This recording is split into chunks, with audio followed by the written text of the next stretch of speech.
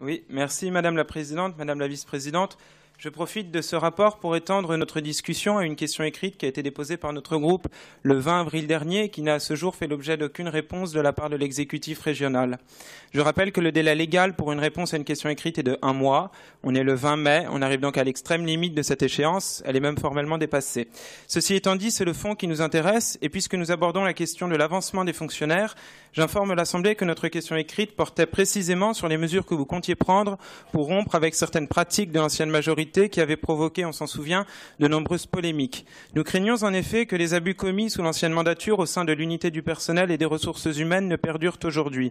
Dissimulation d'agents à promouvoir à la commission administrative paritaire d'avancement, refus de promotion pour des agents détachés, refus de titularisation, bref, autant d'entraves injustifiées à la progression à la carrière de certains agents et fonctionnaires territoriaux.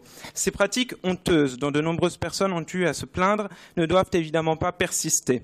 De fait, il appartient au nouvel exécutif non seulement d'y mettre un terme définitif, mais également de réparer ce qui doit l'être, eu égard aux préjudices subis par les agents victimes de cette politique sectaire agressive.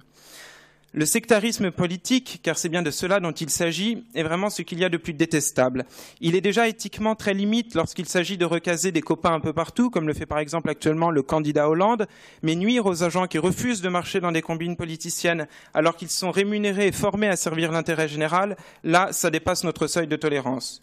Et l'on devine toute la pression qui peut peser sur eux lorsqu'un pouvoir local abuse de sa position pour briser des carrières, détourner des fonctionnaires de leur précieuse mission à seule fin de se constituer une clientèle ou plus bassement encore à seule fin de jouir d'un tout petit pouvoir. Je voudrais aussi insister sur l'aspect humain de ces abus de pouvoir dont les conséquences sont ravageuses.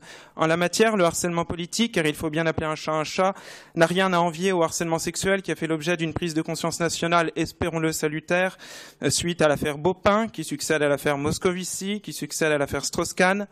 Pardonnez-moi ces rappels, mais ça commence à faire beaucoup pour les seuls rangs de la gauche, même si la droite, évidemment, n'est pas en reste.